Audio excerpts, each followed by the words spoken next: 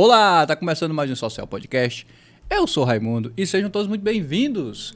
Hoje o papo é sobre farmácia, sou farmacêutico, e eu trouxe o Mikael Nobre para conversar comigo aqui hoje. E aí, Mikael, beleza? Tudo tranquilo, é um prazer estar aqui com vocês. Hoje a gente vai falar um pouco sobre a profissão farmacêutica, né? Isso. Então, falar da profissão farmacêutica é falar da minha vida, porque já estou há 20 anos... Você tá me falando aqui em off, 2003... 2003 que iniciamos essa missão, né? Que, na verdade, quando aqui no Ceará, hoje nós temos 14 cursos de farmácia, né? E quando, no período da minha formação, só existiam duas universidades, que era a Unifor e era a Universidade Federal, né? Então, só formavam 100 por semestre. E hoje, a cada uma dessas, 14 ou 15, né, e abrindo mais, a gente consegue aí 50 por cada instituição de ensino superior formar, né? E aí, assim, a profissão farmacêutica é uma profissão milenar. É uma profissão milenar que, apesar de ser milenar, mas a cada dia ela busca novidades, né? Então, hoje nós temos pouco mais de 140 áreas de atuação do farmacêutico, né? Na época que eu me formei, passei no vestibular para farmácia, que naquele tempo era um vestibular concorridíssimo, né? Uhum. Era um vestibular concorridíssimo. As vagas limitadíssimas. Vagas limitadíssimas e que você realmente não tinha tanta oportunidade, né? Quem tinha uma condição financeira menor, porque não tinha acesso a um cursinho, a um segundo grau na época, né? Um segundo grau de qualidade. Então, o que nivelava era um preparo de um segundo grau para que pudesse entrar dentro da universidade. Aí, com os governos aí mais, né, voltados para inclusivos, conseguiram trabalhar toda essa questão das cotas, as questões né, quem terminava o ensino público, e foi melhorando o acesso, mas quem na época conseguia entrar era realmente aqueles que tinham condições de ter tinha aquela classe média que tinha condições de pagar um colégio melhor, um colégio que preparasse mais para o vestibular, né? Assim, tu tá me falando sobre de 2003, tu se formou em 2003. Mas entrei em 1999, exatamente, né? Na primeira turma de farmácia da Unifor. Exatamente, entendeu? Quer dizer, não vamos confundir. Até hoje, o curso de farmácia ele é muito visado assim, por ser uma coisa muito parecida, até isso você me está falando aqui em off, que era junto com o curso de medicina.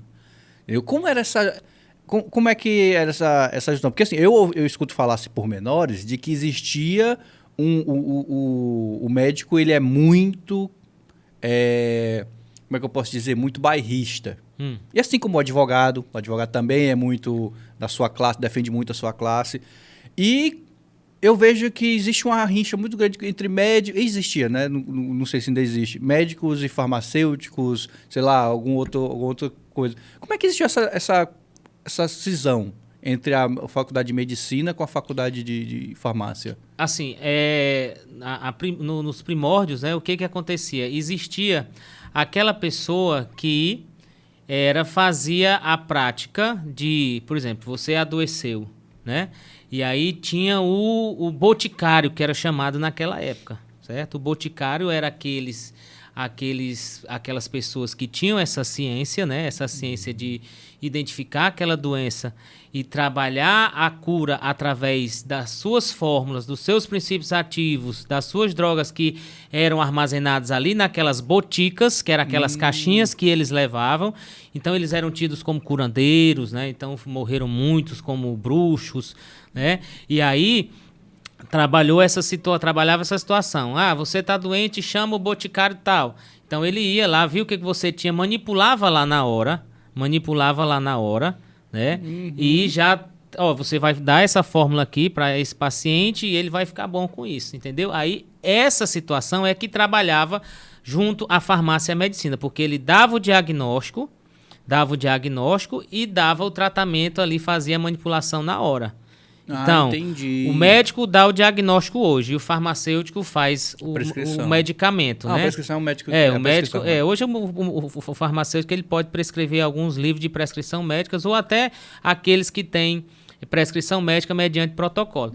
E aí, com Cosme Damião, Cosme e Damião, né? Eles começaram a trabalhar essa separação. Eles atendiam juntos e um dava o diagnóstico e o outro fazia a manipulação. E daí foi que teve essa separação, né? Começou a perceber que, né, existia essas duas situações e estabeleceu a medicina e estabeleceu-se a farmácia nesse momento. Então, deixa eu me parafrasear que eu fui burro, porque eu falei faculdade. Eu queria dizer a profissão. A profissão, é. A profissão, quando é que existia essa cisão. E a farmácia, eu tenho um amigo farmacêutico, e ele, quando ele estava estudando, ele sempre falava, cara, a farmácia é muito importante. Ele não via com esses olhos, né? Ele achava a medicina muito importante, o médico e tudo mais, toda aquela pompa. Quando ele foi ver que na medicina você meio que... Você sabe... O médico, ele meio que ele lê ali, ele pede exames para saber o que você tem, e em definição a isso ele cura, ele cuida, né? Ele faz o tratamento, ou ele prescreve um medicamento. O farmacêutico, ele meio que... Se ele vê os mesmos exames, ele já sabe... ser um bom farmacêutico, né, obviamente. Ele sabe o medicamento que seria melhor para o seu caso, como você está me falando aí na parte da curadoria, curanderia, né, antigamente.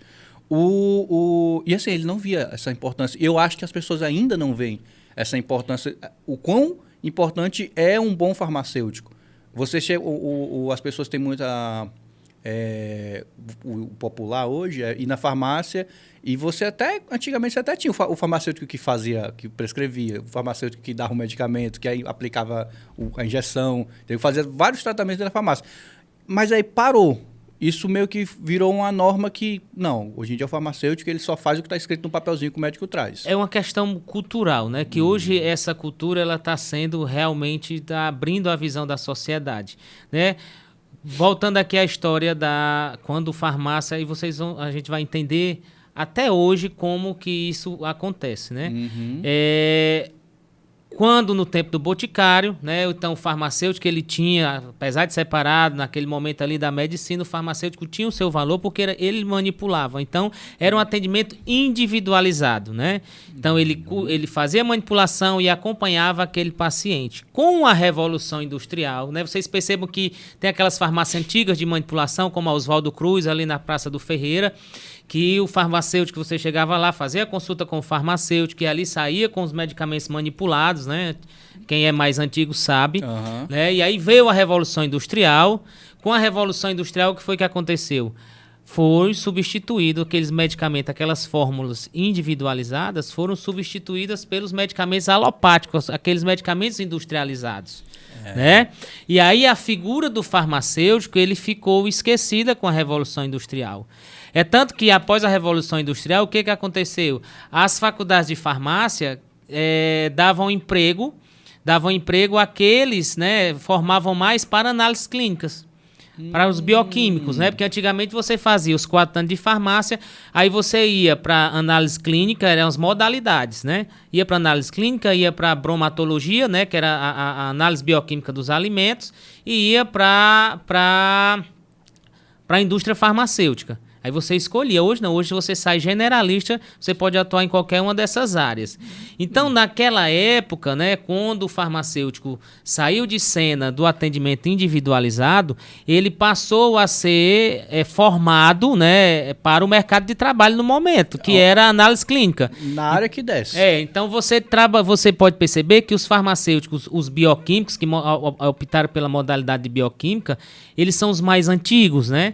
E aí, depois, com essa situação, né, do novo olhar, do cuidado, né, o novo olhar do farmacêutico dentro da equipe multidisciplinar, que dentro da equipe multidisciplinar cada um tem sua responsabilidade, né, cada um tem sua missão, basta cada profissional entender a sua missão. A partir do momento que o profissional entende a sua missão, ele vai fazer o seu papel corretamente, deixa de comparar o seu salário com o de outros profissionais que trabalham na mesma área, mas é mais reconhecido, né, porque o reconhecimento ele vem das suas ações, ele não vem do seu pensamento. Se você pensar e não fazer, é melhor ficar sem pensar. E aí você consegue estar trabalhando dentro de uma equipe hoje como farmacêutico, né, dando um olhar não só para o medicamento, né? o olhar logístico de fazer aquela aquisição, como é que eu vou comprar, mas também tendo um olhar clínico. Né? Como é esse olhar clínico? Eu vou cuidar daquele que usa o medicamento. Porque qual é a missão do farmacêutico? É trabalhar a adesão terapêutica daquilo que o médico prescreveu. Né? Daquilo que o médico prescreveu. Então, o médico prescreve o medicamento, o paciente, ele supostamente, ele entendeu, né? Muitas vezes ele não entende, e aí toma o medicamento de forma errada, achando que está tomando o medicamento de forma correta, não tem um resultado positivo, né? E esse resultado negativo, ele vai trabalhar essa questão de gasto em saúde, né? Se for no serviço público, se não tiver um acompanhamento, ele vai descompensar a pressão, vai descompensar o diabetes, gera transporte sanitário para transferir, porque teve um AVC, né? Gera internação, não só para município, mas estado e outras áreas, né? Gera toda uma logística e um gasto que exatamente, poderia ter sido evitado na fonte. E se o farmacêutico, né, dentro da sua ação, dentro da comunidade, seja ele em qualquer espaço, seja na farmácia comunitária, né, que era conhecida como farmácia comercial, que hoje a terminologia é farmácia comunitária. Qual é esse tipo de farmácia? É a farmácia que vende um medicamento. Por quê? Porque essas não redes, existe, né? mais esse nome farmácia comercial não se usa mais. É farmácia comunitária. Por quê? Porque com a Lei 13.021, o medicamento passou a ser um artigo de saúde, não mais uma mercadoria. Então, a farmácia, quando você vai iniciar ela no comércio, você tem que abrir, junto à Secretaria Municipal, um CNES, né? O Cadastro Nacional de Estabelecimento de Saúde, como uma clínica abre, como um laboratório abre, como um hospital abre, porque ali é um estabelecimento de saúde. Né? A partir do momento que você trabalha com medicamentos, você trabalha com vidas, então você trabalha com saúde, você pode recuperar ou pode terminar de matar. Né? Então tem que ter muita responsabilidade. E aí a sociedade hoje, ela vê o farmacêutico como um parceiro do seu tratamento. Certo? Antigamente, com a situação das análises clínicas, né, havia mais emprego para análise clínica. E o que foi que aconteceu com as farmácias que na época eram chamadas de farmácia comercial? Era bico para os farmacêuticos. Então, eles não eram obrigados a declarar todo horário de funcionamento, declarava 2 horas no conselho, e aí tinha aquela história de assinar a farmácia mensalmente, entendeu? Peraí, Mica, tu tá trazendo muita informação aqui. Eu tô indo e voltando, né? Porque Tu tá trazendo muita informação que eu tô meio perdidinho aqui. Vai devagar comigo. Vai que eu te oriento. A gente tava aqui no papo do tratamento com o cliente, assim, na farmácia. Individualizado. A farmácia, ela aparentava, antigamente, o farmacêutico, ele tinha muito mais autonomia no tratamento com os clientes, com o paciente, isso tudo. Hoje em dia, mudou, mas você tá me falando aqui que foi uma convenção social, entendeu? As pessoas começaram a entender a importância do profissional farmacêutico junto na clínica, não só ali atrás do medicamento, mas à frente do medicamento. Não, mas eu digo assim, porque parece que isso acabou, entendeu? A minha impressão como consumidor, assim, sei lá, como cidadão, é que isso acabou. Você não vai mais na farmácia atrás de um farmacêutico. Você vai atrás da farmácia atrás de um Doril, atrás de uma cibalena, entendeu? É meio isso. Antigamente você ia na farmácia para falar com o farmacêutico. Farmacêutico, eu tô com uma dorzinha aqui assim. Que na verdade, às vezes, talvez nem era o farmacêutico, né? Era um prático de farmácia, às vezes, que socialmente era conhecido, né? Todo o interior tem uma pessoa mais antiga, que conhece muito, né? Aí sai melhor do que qualquer médico, é melhor do que qualquer farmacêutico. Né? Mas é justamente essa história que eu estou aqui tentando esmiuçar para ti, porque a sociedade ela tinha essa visão do farmacêutico, né? Eu discordo contigo, porque hoje é obrigatório ter um farmacêutico em todo o horário de funcionamento nas farmácias. Não, sim. Hoje sim. Sim, mas isso se foi uma coisa que foi criada para quê? Para assegurar a qualidade no atendimento do cliente, ou foi algo para limitar o profissional da farmácia? Não, não limita. Isso não limita. Isso aí, o Conselho Regional de Farmácia, ele trabalha muito nessa situação de fiscalização para valorização da profissão, né? Ele valoriza fiscalizando, né, estabelecendo junto com o Conselho Federal de Farmácia, ele fiscaliza essa situação né, onde é obrigatório, né, a ter todo o racionamento do profissional farmacêutico para dar qualidade ao atendimento, para dar qualidade de vida àqueles que procuram o seu atendimento. E, ao mesmo tempo, gera emprego.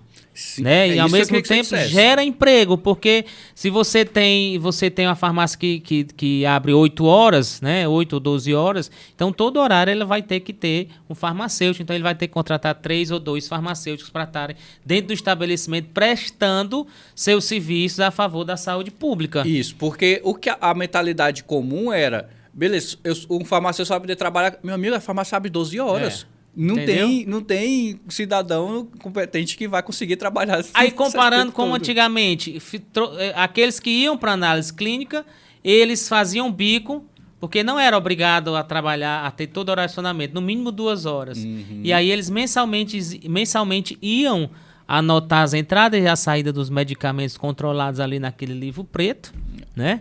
E aí tinha o seu salário de 2 horas ali no seu bolso. Entendeu? Por isso é que você vai ser farmacêutico para assinar farmácia, né? Quando eu passei no vestibular, uma vizinha me disse, tem muita farmácia em Baturité para você assinar, né? Era muito essa visão. Quando foi que mudou, Mica? Porque isso acontecia. Quando foi que isso mudou? A partir do momento em que o farmacêutico ele descobriu a sua missão, os conselhos de classe eles conseguiram cada vez mais valorizar a profissão, né? O Conselho Federal estabeleceu em suas resoluções as atribuições clínicas do farmacêutico. Dentro dessas atribuições clínicas, eles trabalham também outras situações, né, como a telefarmácia, como a prescrição farmacêutica dos medicamentos livres de prescrição médica, né? Então, essa valorização da classe, essa luta das entidades de classe, né, as associações farmacêuticas, trabalharam muito para que o farmacêutico fosse novamente reconhecido pela sociedade. Não só aquele profissional que está ali atrás do medicamento, mas à frente do medicamento, cuidando de quem usa o medicamento. Isso é muito importante. Isso foi... Mas tu lembra qual foi o ano que isso Na verdade, assim, na minha época que eu fazia faculdade, falar de farmácia clínica era uma utopia. Falar que o farmacêutico ele ia estar dentro de um consultório farmacêutico, né, prescrevendo MIP, trabalhando a questão da atenção farmacêutica, do cuidado farmacêutico, era utopia. A gente ouvia falar em países, né, como a Europa, como os Estados Unidos. E aqui no Brasil existia essa questão o medo, né, de bater de frente com a profissão médica. É tanto que no Consenso de Granada, né, por exemplo, o Consenso de Granada era um consenso mundial, né, que ocorria para trabalhar essa questão da farmácia clínica.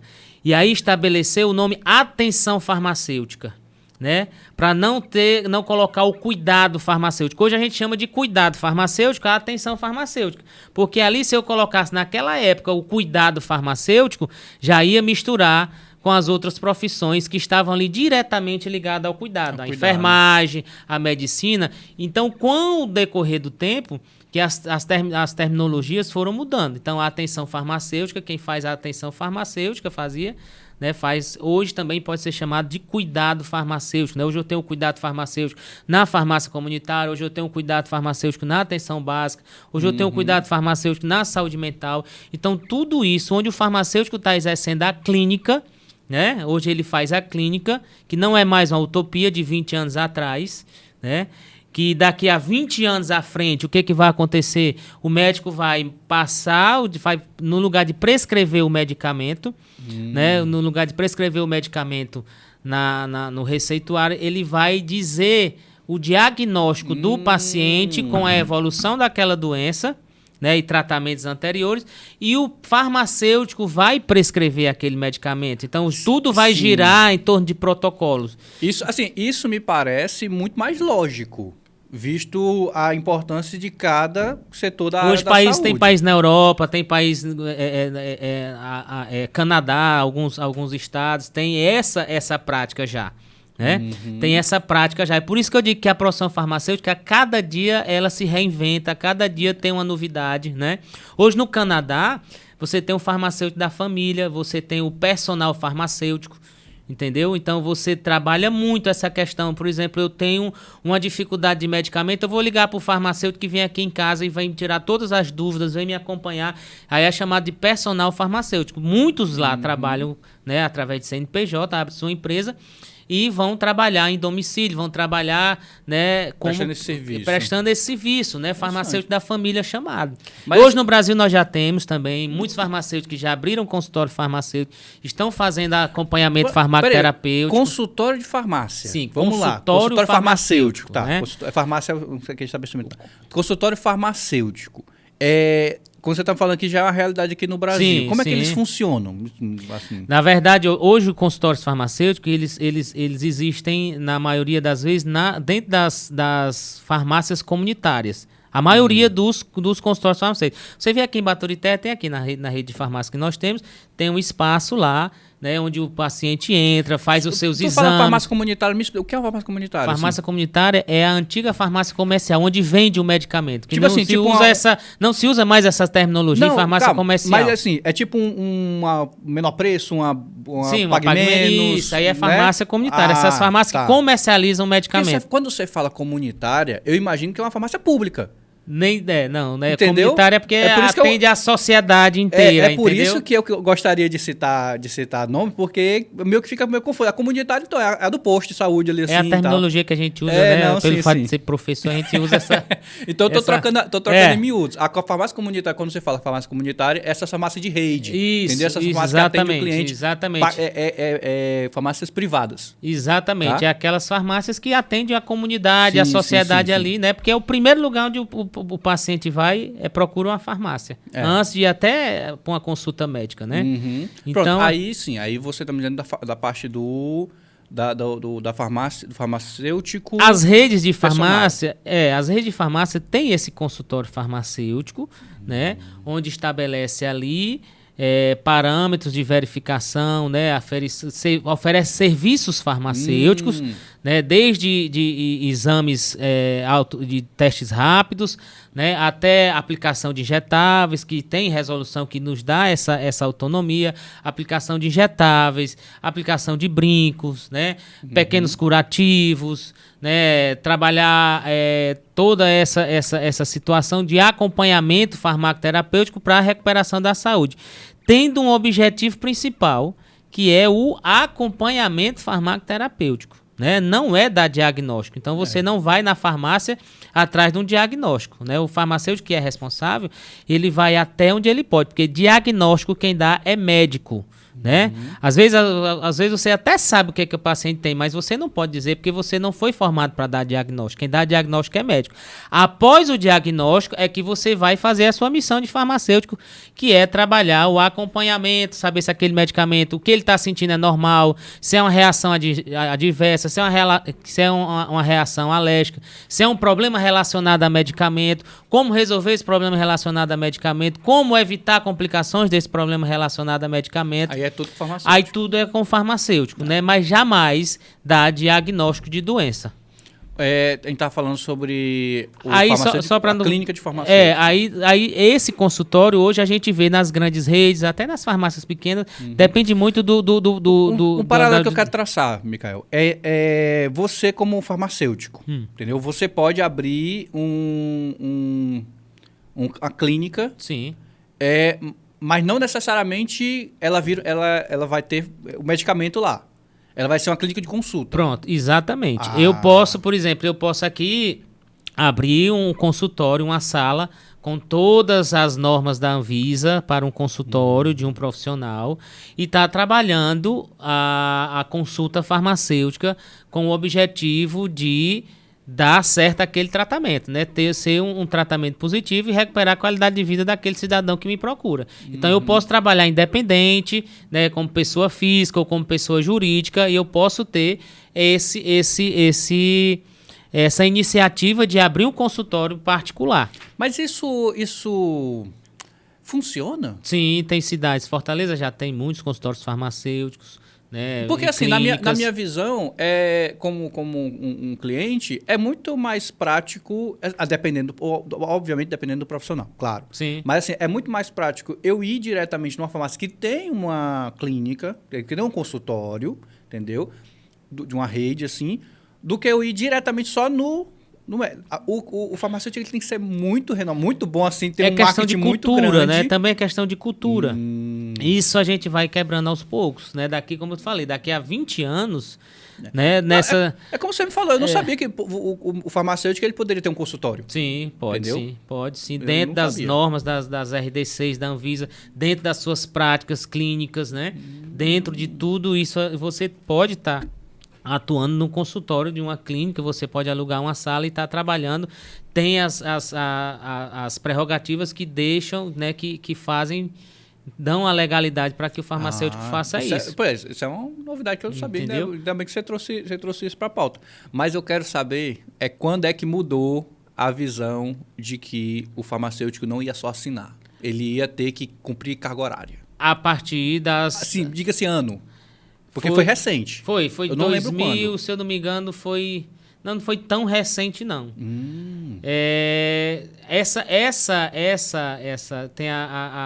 Tem tem leis de 1973 do Conselho Federal que diz que todo estabelecimento farmacêutico tem que ter um responsável técnico, né?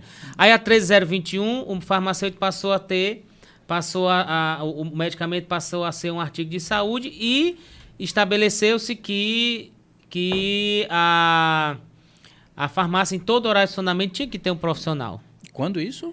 Isso foi em 2000, se não me engano, foi 2010, por aí? É mais ou menos... Não, foi antes. Foi antes? Eu não estou lembrado, mas é mais ou menos de 2004, 2000, entendeu?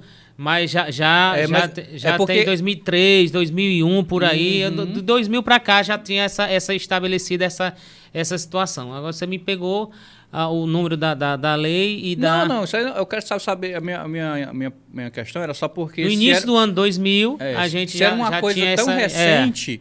E assim, e como é que estava a adesão disso? Se já, tipo assim, se você já tem esse dado de que, não, as farmácias todas têm um profissional lá... Para declarar, para abrir uma farmácia, você tem que ter em todo horário, né, de funcionamento. Aí o que acontece hoje? Hoje existe ainda, infelizmente, existe a situação em que a necessidade, talvez, né, não sei, você consegue estar trabalhando essa situação em que fazem acordos com os donos de farmácia, né? Você é contratado 8, mas tu só dá 4. Né? Mas o conselho, ele cobra a presença ali. Se não tiver, recebe a multa o estabelecimento, e o profissional com três ausências, ele vai responder no código de ética da profissão, chegando até perder o seu CRF, né? Eu falei aqui com a Thalita, falei um pouco sobre advocacia, sobre direito em geral. E eu queria falar contigo sobre isso, sobre o conselho. O conselho farmacêutico, qual é a tua visão assim? Tu pode criticar o conselho, por exemplo? Faz parte da sua liberdade como profissional? Sim, na verdade, assim, eu não tenho que criticar o conselho, né? Não não digo isso, mas digo assim, o profissional, ele tem essa liberdade ou o conselho é bem incisivo em relação a isso? Ó, pessoal, todo mundo segura a mão de todo mundo aqui assim, não tem nada ruim com a gente. Na verdade, ele luta pelo profissional, né? Em abrir campo de trabalho, né? Abrir emprego, né? Eu participo hoje, eu sou da comissão técnica do Conselho de Farmácia Clínica, né? E a comissão técnica de assistência farmacêutica. Então, a gente busca muito capacitar os profissionais. Qual é a função do conselho? A função do conselho não é só fiscalizar. Ele fiscaliza, porque muitos profissionais não entendem, né? Ele fiscaliza para poder normatizar e gerar emprego, né? Né? Além de fiscalizar, se ali está tendo profissional farmacêutico, claro que tem suas dificuldades, né? Tem suas dificuldades, como todo órgão de classe tem, né? Tem que melhorar muito, né? Às vezes tem um fiscal que não chega bem, não trata bem o colega, e o colega se irrita, né? Ele tem a mesma profissão, por que ele me tratou mal? Eu só fui ali lanchar, e quando eu cheguei já tinha multa, entendeu? Pois é, porque a grande queixa dos órgãos fiscalizadores é como eles estão fiscalizando. Eu não falo nem do próprio como é? CRF. Do próprio conselho. O conselho, não falo nem do conselho, eu falo mais de algumas queixas de alguns profissionais que fiscalizam, entendeu? capacita um profissional para fiscalizar? Trabalhar com gente é a coisa mais difícil do mundo, né? Então, a diretoria hoje do Conselho, ela trabalha essa fiscalização, tenta trabalhar essa fiscalização mais educativa, né? Mas dentro das normas, se realmente não tiver presente, né, tem que estar trabalhando essa questão, tem que ter o bom senso, né? Tem que ter um bom senso no momento da fiscalização e tratar bem, qualquer pessoa merece tratar bem, né? Independente. Mas também tem pessoas que naquele dia não estão bem, o ideal é nem sair de casa, né? Não, mas o fiscal, ele é farmacêutico também? Tem que ser farmacêutico, ele tem que ser farmacêutico. Ele não é um agente externo? Não, é aberto concurso no Conselho para fiscal farmacêutico, ele tem que ser farmacêutico. Ah, entendi. Entendeu? Entendi. Então, por exemplo, se um outro profissional for fiscalizar um estabelecimento farmacêutico sem ser farmacêutico, ele está exercendo o exercício irregular da profissão farmacêutica. Por exemplo, se entrar hoje é obrigatório ter um farmacêutico na vigilância sanitária de todo município. Se uma pessoa chegar na farmácia, né, e fazer uma multa na farmácia e ele não for farmacêutico, essa multa ela pode ser invalidada. Não vale nada. Hein? Porque ele está exercendo o exercício ilegal da profissão. Por mais assertiva que tenha sido a aplicação da multa... Sim, mas ela tem que ser feita pelo farmacêutico quando relacionada à categoria farmacêutica, né? Mas, tipo, se você for... é um medicamento vencido, é uma situação... Aí tudo bem, mas quando fala do controle da portaria 344, que não está sendo efetiva, e aí uma pessoa que não é farmacêutico vir multar, aí é invalidado. Na tua visão, assim, com bastante experiência que tu tem em várias áreas também de farmacêutico, qual é a maior problema para a pessoa que está iniciando, a maior dificuldade, o cara que está iniciando na farmácia, nesse ramo? A maior dificuldade hoje, né? Hoje eu tenho a oportunidade de estar junto na academia, né? Hoje eu dou aula em duas faculdades, e aí a gente vê que a maior dificuldade que a gente tem hoje no mercado de trabalho é a falta de capacitação. Entendeu? Quem é mais capacitado é quem consegue mais, né, ser empregado.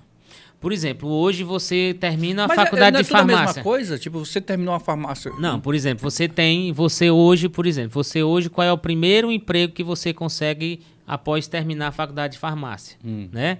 O mais fácil, o que emprega mais? Por conta dessa fiscalização, por conta dessa normativa de ter todo o racionamento, é a farmácia comunitária, a farmácia comercial, aquela que vende o medicamento, né? Entendeu? Então, ali você consegue, primeiramente, um emprego lá, certo? É a primeira válvula de escape. Aí, enquanto você está trabalhando ali, o que muitos fazem? Enquanto você está trabalhando, você está se especializando, aí busca uma especialização, ou em farmácia hospitalar, ou em farmácia clínica, e aí vai trabalhando as especializações, e aí vai, ou na oncologia, né, na manipulação de quimioterápicos, entendeu? Então, são todas essas áreas que você consegue se capacitar e que quando abrem seleções, eles vão buscar farmacêutico especialista em oncologia, farmacêutico especialista em farmácia clínica, farmacêutico especialista em farmácia hospitalar.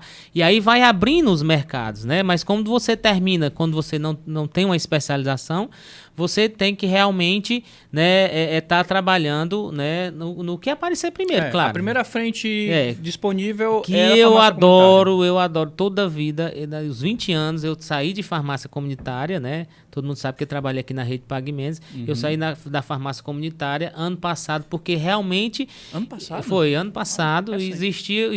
Aconteceram novas prioridades na minha vida e ficava muito cansativo, né? E aí, mas é um local, na farmácia comunitária, né, na farmácia comercial, como chamada antigamente, é um local onde o farmacêutico ele é valorizado. Né? Muitos colegas têm preconceito. Tu tá atrás do balcão? Eu digo que eu tô atrás do balcão, mas estou à frente do medicamento. Ali eu salvo vidas, ali eu oriento, ali eu acompanho. Eu consigo mostrar à sociedade para que o farmacêutico veio, entendeu? Entendeu? Então, essa situação, muitos têm um preconceito. É como a outras profissões, por exemplo. Tem médico que ir para um PSF ou é no início de carreira ou é no final de carreira. Mas a profissão médica dentro de uma unidade de saúde é importantíssima. Assim como a profissão farmacêutica é dentro de uma farmácia comunitária, uma farmácia comercial. Onde é que tu acha que pode ser? Você falou assim do início, né? E que a dificuldade maior é realmente essa capacitação profissional. Onde é que tu acha que é o ápice do farmacêutico? Na clínica. Na clínica, é? Na clínica. O farmacêutico, ele realmente mostra a sua missão, ele mostra que é um bom farmacêutico quando ele consegue trabalhar a clínica, trabalhar todo o cuidado farmacêutico. Isso é na minha opinião, né? Não sei porque eu sou apaixonado por clínica. Estou terminando um doutorado em farmácia clínica, né? E aí a gente consegue a vida toda voltada, né, na luta da clínica. E eu acho que onde o profissional, na minha opinião, onde o profissional vai mostrar realmente a sua missão é na clínica. Entendeu? É na farmácia clínica. A gente estava falando aqui sobre essa dificuldade na farmácia. Os cursos hoje tem muito mais, né? Você falou no começo aqui da nossa conversa, tem muito mais cursos de farmácia. E tu falou também sobre essa parte da capacitação. E eu até estava te interrompendo sobre que não é igual. Mas por que não é igual? Tipo, eu termino um curso de farmácia ali, termino um curso de farmácia acolá. O mercado de trabalho, ele não absorve bem alguns... Na verdade, assim... As formações? O egresso, a qualidade do egresso...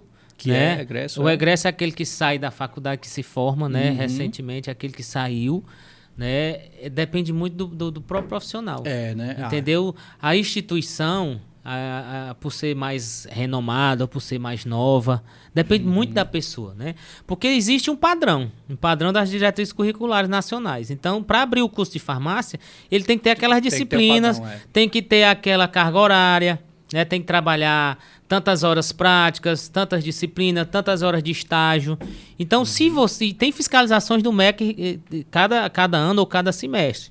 Eu digo isso porque, assim, é bom a gente esclarecer aqui, elucidar para as pessoas que... tipo assim, eu quero trabalhar com farmácia, eu tinha casos de exemplos na minha família que eu gostei dessa área, mas eu não consigo chegar num curso X, numa faculdade tal, e eu queria muito fazer assim... E você está me mostrando aqui assim que não... Tudo é padrão. Agora, hoje existe uma situação que existem muitos cursos, né, à distância, né? Os cursos online. EAD. Os EAD, né? Os EAD que eu não estou desmerecendo nenhuma instituição, não estou falando mal de nenhuma instituição, né? Porque elas abrem esses cursos porque o MEC autoriza, né? Não é nada irregular, o MEC autoriza, mas futuramente, né, pode ter alguma complicação com o registro profissional, porque quem registra do profissional não é o MEC, e sim o Conselho Regional e o Conselho Federal de Farmácia. Muito bem, né? Pontuado. E aí o que acontece? Pode ser que lá na frente você tenha uma dificuldade de tirar o seu CRF, porque hoje a luta das entidades de classe é não registrar profissional EAD. É 100% EAD. Entendeu? Boa pontuação, porque essa parte do EAD... Que não é a realidade hoje. Hoje você termina e você consegue seu registro, né? Mas assim... Mas isso é coisa que está sendo... O EAD, o ensino à distância, ele foi uma coisa muito empurrada goela abaixo devido aos problemas da pandemia. E isso meio que as pessoas entenderam que pode se virar uma norma. Só que ainda não é... Eu acho que o cenário ainda não é favorável para isso. E como você tá me dizendo aqui assim, tem muitos profissionais do conselho que estão lutando para que isso não seja norma. Sim, já tem não só todos os conselhos da saúde, mas tem leis, né, no plenário aí do governo federal para poder não aceitar mais a diplomação, né, de cursos da área da saúde. Isso aí é coisa que vai acontecer.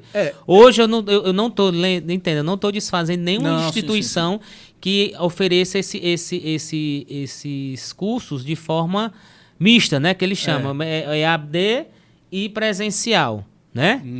Por quê? Por que eles fazem? Porque tem a autorização do MEC. Isso a gente não está desmerecendo, mas, assim, não está dizendo que é irregular o curso. O curso é ok, eles não vão lhe enganar, eles não, né? Mas vai ter essa dificuldade mais na frente. Mas assim, e o MEC como órgão fiscalizador. né? Isso, O MEC isso. não é um órgão regularizador. Que regulamenta Então, a profissão são os conselhos. Então a gente tem que ter essa diferenciação. O MEC ele Exatamente. pode até autorizar, fiscalizar e perceber que está sendo feito direitinho. Mas o órgão que vai dizer se vale ou não é outro, então preste atenção você aí, farmacêutico. Não fica parado, não, tá? Se mexe, faz acontecer.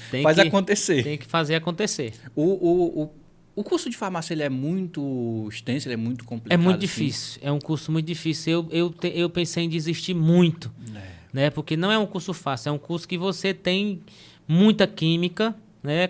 No início você... E química que a gente diz não é afeição, não.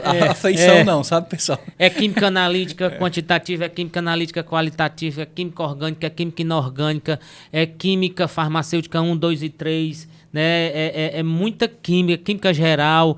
Então, se você não realmente tiver afinidade e não tiver aquela consciência que aquilo ali, no início, o curso ele é bem pesado, você desiste logo no início. E ainda tem aquela brincadeira, né? Que os caras estudam tudo isso só para botar crédito no... Aí, tu pegou muito essa piada? Sim. 20 anos de profissão. Com certeza. Aí você consegue quando você passa das básicas, aí você começa a trabalhar a farmacologia, né, a patologia, e você começa a se apaixonar pela profissão e ver realmente que ali você está realmente inserido dentro do cuidado, né, dentro da terapêutica do cuidado. Como eu vou citar de novo aqui o meu amigo, o Marco, né? Oi, Marco, tudo bem? Um abraço, um beijo para você. Ele tinha esse receio também, ele gostava muito da área de medicina, entendeu? A primeira opção dele foi essa. Aí, eu achei que ele caiu medicina em outro estado, acho Maranhão, talvez. E ele falou, não, cai farmácia também, minha segunda opção. Então, ele foi para farmácia. E ele se apaixonou também pela farmácia. Entendeu? Ele viu que era um curso que ele... que eu acho que a maioria da realidade das pessoas também é essa, de você vai tentar farmácia também. E você acaba gostando porque você entende a importância do profissional farmacêutico. Sim. Entendeu? De que ele é tão importante quanto qualquer outro profissional da saúde. Ele não é... A nossa mentalidade antes, Micael, deixa eu só esclarecer para ti, porque tu tá muito entranhado nesse mundo e talvez você não perceba a visão de fora.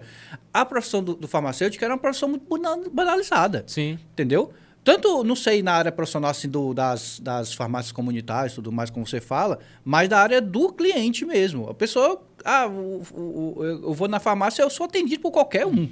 Entendeu? Eu não me preocupava em ser atendido pelo farmacêutico. Hoje é diferente. Exatamente. E antes era como eu fazia na brincadeira, né? A pessoa ia para a farmácia para botar crédito. E a farmácia ia comprar um remedinho para dor. Só que as pessoas se esquecem de medicamentos altamente perigosos, drogas perigosas, isso que você realmente precisa ter o atendimento porque direto. Apesar de você ter aqueles medicamentos que são livres de prescrição médica, mas eles não são livres de reações adversas. Todo medicamento tem seu risco e benefício. Entendeu? Por isso é que a automedicação ela deve ser orientada por um profissional. Jamais você deve tomar o medicamento que a sua vizinha tomou e passou a dor, né? Porque cada organismo é um mundo. Então, cada organismo vai reagir diferente àquela substância. E o veneno é feito pela dose. Né? E o veneno é feito pela dose. E assim, Micael, e antes, mesmo com... Assim, a gente tinha essa visão, e assim, esses medicamentos de alta periculosidade, eu vou botar assim, que não é perigoso, mas é perigoso para a pessoa. Eles eram vendidos por qualquer um. Sim, mercantil, tinha supermercado que vendia. E tentaram voltar essa norma e foi derrubada, né? E assim, e a pessoa ia na farmácia, ela ia com a receita que o médico tinha prescrevido, e não existia um farmacêutico lá, já tinha dado a hora dele, não tinha vindo assinar naquele dia, e ele meio que ele saiu com aquele medicamento. Isso hoje em dia é impossível, Sim. acredito eu. Qual é a tendência? Qual é a nossa tendência? Como eu já falei, é o farmacêutico, né, receber o diagnóstico e daqui a uns 20, 25 anos, 30 anos, não vender nenhum medicamento sem receita, como é no Canadá, como é nos Estados Unidos, né? Então, essa é a tendência. Tudo mediante prescrição, ou de qualquer outro profissional, ou do médico, ou do farmacêutico, mas tem que ter a prescrição. Daqui para frente, trabalha nesse intuito, né? Você diz até esses medicamentos mais... Sim, tudo. Por exemplo, é banalizado. Por exemplo, a dipirona. A dipirona ela é proibida nos Estados Unidos, no Canadá, entendeu? Por quê? Porque é um medicamento altamente perigoso. Então, quem é alérgico à dipirona, ele tem um edema de glote fácil, não dá tempo nem chegar na emergência. Então, por isso é que eles retiram do mercado para poder não ter essa complicação, né? Essa incidência de morte por intoxicação por dipirona. O paracetamol, por exemplo. O paracetamol é um medicamento banal, que o pessoal, isso faz mal nada, é só um paracetamol. Mas a dose tóxica do paracetamol são 4 gramas diária. Então, por isso que eu só posso tomar 4 comprimidos de 750. A partir do 5º comprimido, você pode ter uma hepatite medicamentosa, que é bem típico de uma superdosagem de um paracetamol. Então, são medicamentos simples que são banalizados, né, entre aspas, são banalizados por não ter uma prescrição, por ser MIPs, né, medicamentos isentos de prescrição médica, né, mas que não deixam de ter as reações adversas, as complicações e podem até matar também. Por isso é que sempre quando você chegar em uma farmácia, você procure um farmacêutico, né, para que ele possa lhe orientar, para que ele possa fazer uma situação em que você consiga fazer o seu tratamento de forma correta e ter um resultado positivo. Lá nos Estados Unidos, eu dei esse exemplo aí. Nos Estados Unidos existe muita coisa lá, digamos assim, em outros países do mundo. Vou usar o mundo e o Brasil. Europa também. Existem alimentos que são mais feitos para o paladar dos nativos de lá, são mais feitos para o paladar dos nativos dos americanos. E aqui é também a mesma coisa. O medicamento, eles também existe essa diferenciação, um princípio ativo que funciona aqui, ele vai ser diferente na Europa, ele vai ser diferente, ou a dosagem existe? Não, na verdade tem a denominação comum brasileira, né? E a denominação internacional. Por exemplo, as drogas, elas são as mesmas, mas eles normatizam a nomenclatura diferente. Por exemplo, o paracetamol aqui no Brasil, na denominação comum brasileira. Na internacional, é o acetaminofén. Então, você vai achar o paracetamol dos Estados Unidos como acetaminofén.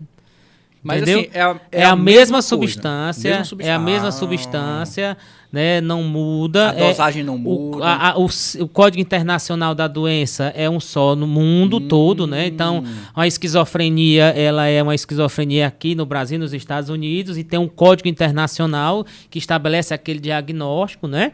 O CID-10, CID-11, e aí vai. E existem as substâncias que mudam a nomenclatura pela denominação comum de cada país, entendeu? Por exemplo, tenho aqui deixa eu ver um outro exemplo. Tem o paracetamol, acetaminofén internacional, tem a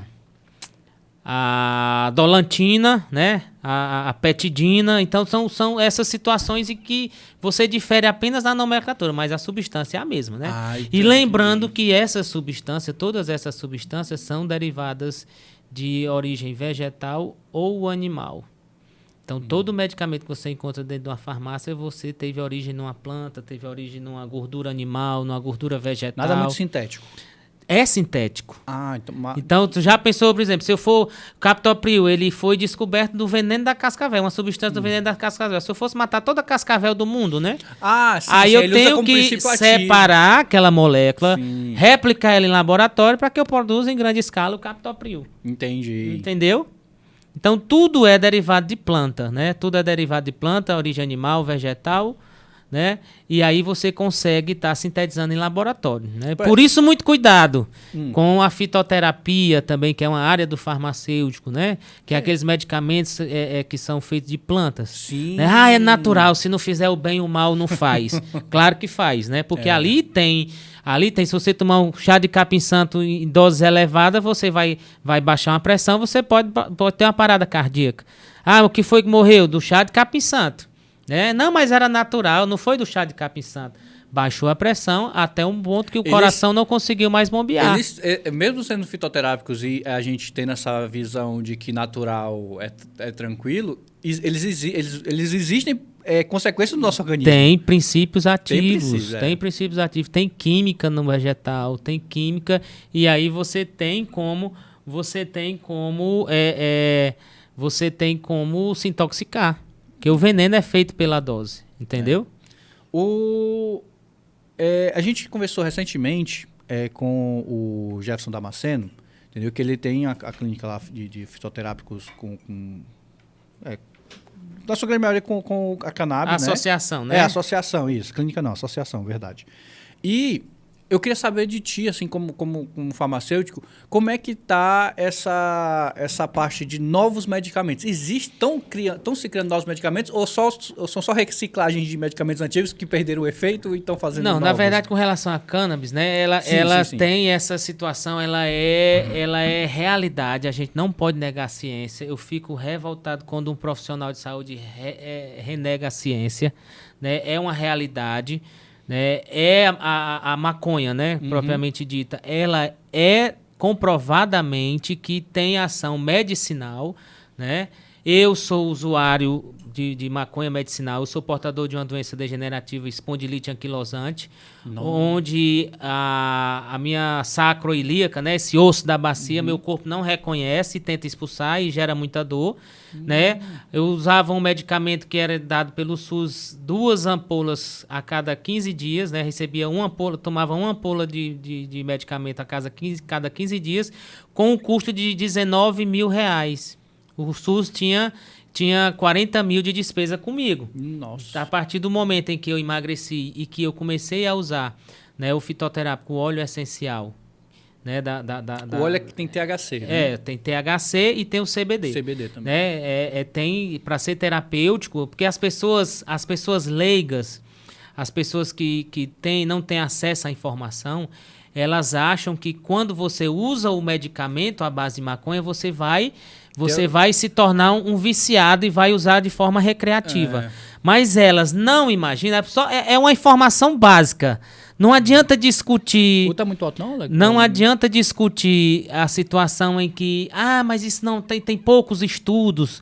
Tem poucos estudos com relação a isso. Mas existem estudos e existe comprovação. Né?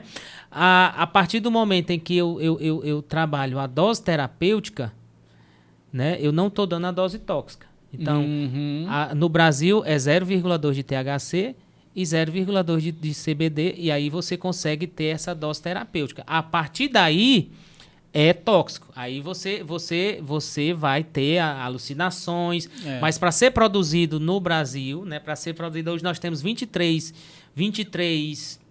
produtos já industrializados à base de cannabis, né, que são registrados na Anvisa. E temos as associações que estão trabalhando essa produção de fitoterápico, né, para que a gente possa tá tendo esse acesso mais fácil à população. Tu me falou que tu tem espondilite? Espondilite anquilosante. É uma doença reumática degenerativa. Eu tenho espondilite também, entendeu? Eu sofro muito com essas inflamações no sacro ilíaco.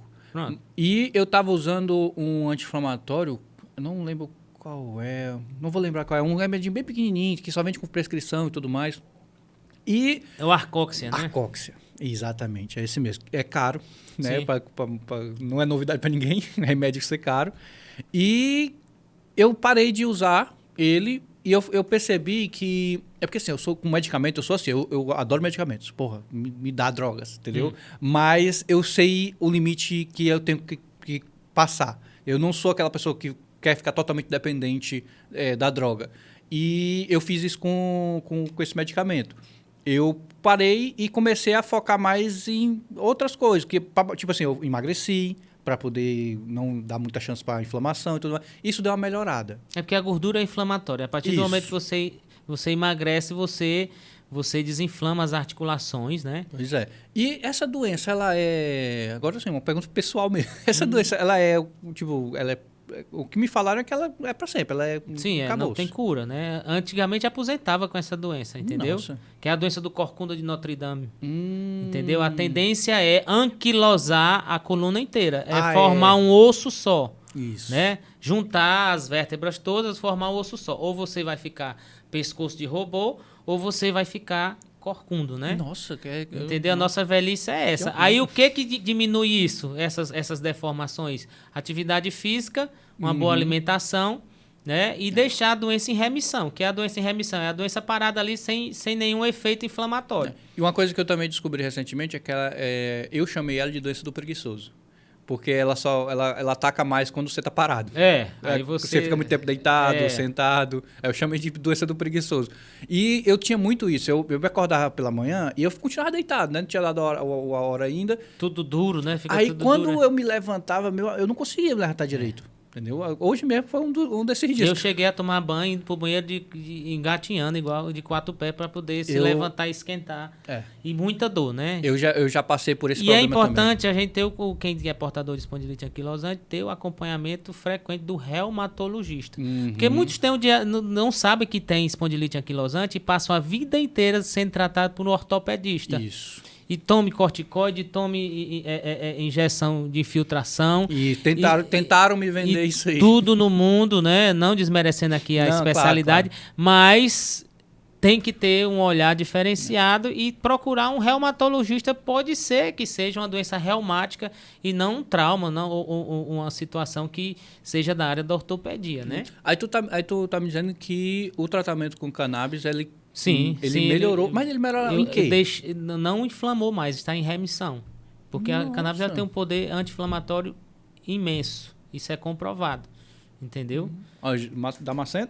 Pega aqui. Entendeu? Mas, pô, Damasceno, o óleo é mais caro que o Arcoxa, pô. E aí a gente consegue manter essa... Desculpa aqui, eu não sei, tá? Eu tô brincando aqui que é mais caro que o Arcoxa, mas eu tô brincando. A gente consegue fazer com que não ocorra o processo da inflamação, né, de forma que afete a qualidade de vida. Tu faz esse tratamento há 1 ano e 8 meses que eu deixei de usar o imunobiológico, né? 1 ano e 8 meses e faço a utilização das gotinhas diárias. Não estou fazendo aqui a apologia a quem não é uma situação em que todo mundo seja obrigado a usar, né? Na situação em que existem muitos estados que já estão normatizando a distribuição desse medicamento na rede pública, né? Baturité tem a intenção, né? Já tem um projeto de lei para ser aprovado do vereador Will. E quando a nossa conversa for, provavelmente já vai ter saído. Sim, com certeza. E aí a gente vai conseguir distribuir para as pessoas que não são obrigadas a utilizar, né? Mas a intenção é trabalhar com adolescentes com ansiedade, que é comprovado para ansiedade, né? Minha filha hoje ela usa esse medicamento, mas já utilizou um alopático, o citalopram.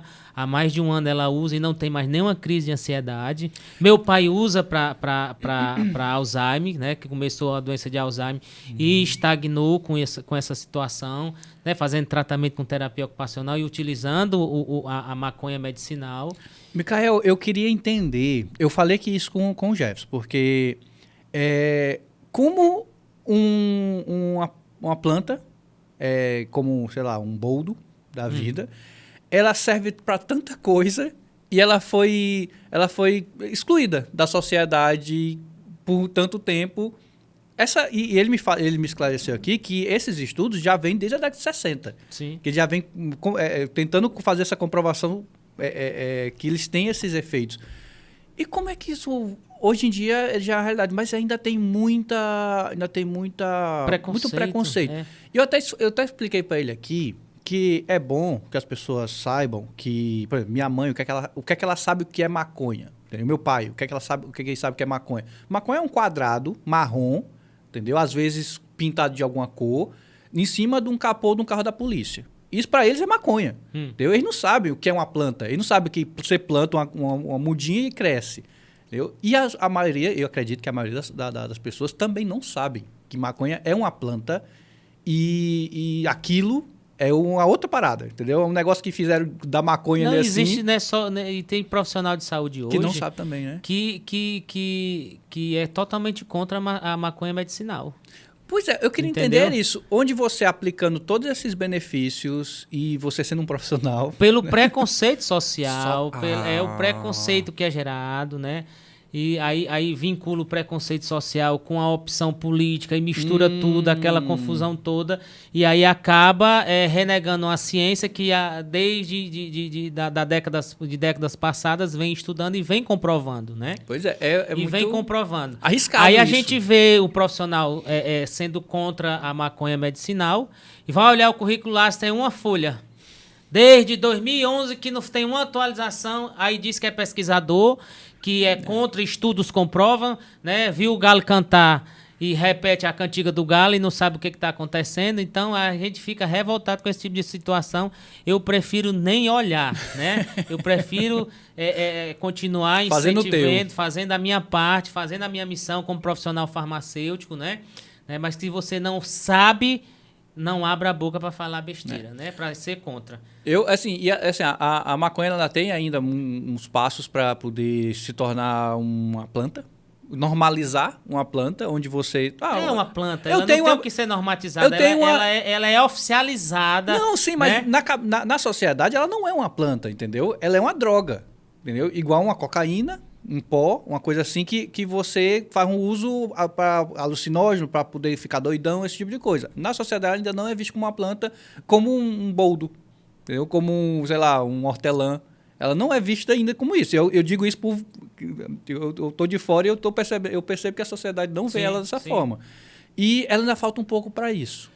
Entendeu? Mas está caminhando. Está caminhando. É como era o ópio, macho. O ópio antigamente, as festas antigas tinha que fumar o ópio, né?